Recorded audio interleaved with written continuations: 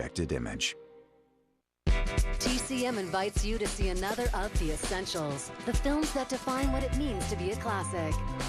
Coal Miner's Daughter. I have to say this is one of my favorite movies. Sissy Spacek is just so good. Yeah. Did you get me a guitar for? Because I like the way you sing. She does her own singing in it. When she goes and she really sings for the first time on stage, it's like watching absolute magic. From 1980, Coal Miner's Daughter. It's one of The Essentials, a timeless must-see movie that has shaped generations of audiences and set standards for brilliance. Introduced by Robert Osborne and Drew Barrymore. Coming up next, only on Turner Classic Movies. To see exclusive content and learn more about the films, go to tcm.com/essentials. Turner Classic Movies presents Gone with the Wind, the 75th anniversary celebration. In theaters nationwide September 28th and October 1st. For tickets and showtimes, go to fathomevents.com.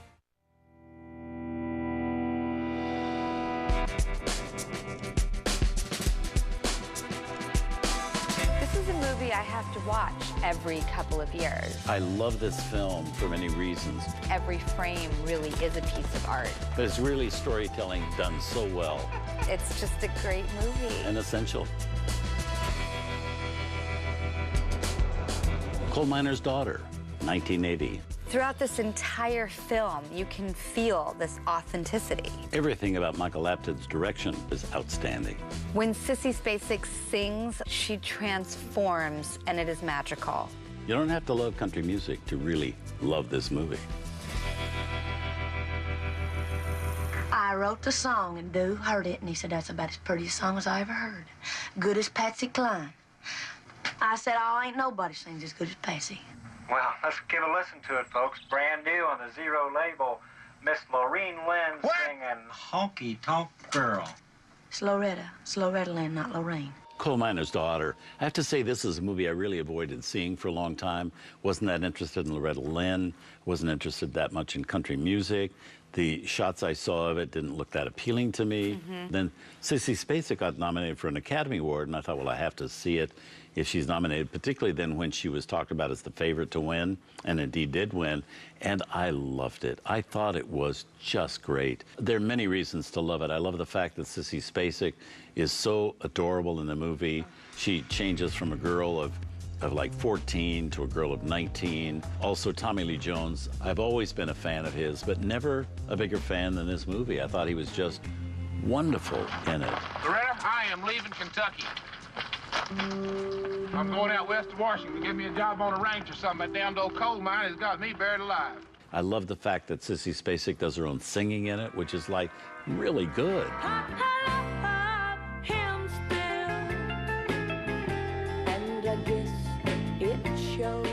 When she sings that first time and really goes from shy to emboldened, finding her voice, pun intended. She's been a child, you know, earlier in the film, raising children, trying to be a wife, but... And she's a baby herself, the movie just really takes off from there for me, and I have never loved Tommy Lee Jones more. He's so good in the movie. He's just so great. And his character, his performance is so layered. He's questionable, unlikable, the most likable, totally intelligent, an instigator, charming, frustrating. He makes all these different interesting turns, really holding a mirror up to her behavior sometimes, when his hasn't always been the best.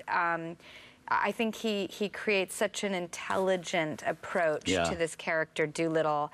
And I just think this is an amazing film made by Michael Apted. And I mean, I have to say, we have to really give credit to him as a director, keeping it all under control and making it so appealing, even though a lot of what's told in the story and the settings are not appealing.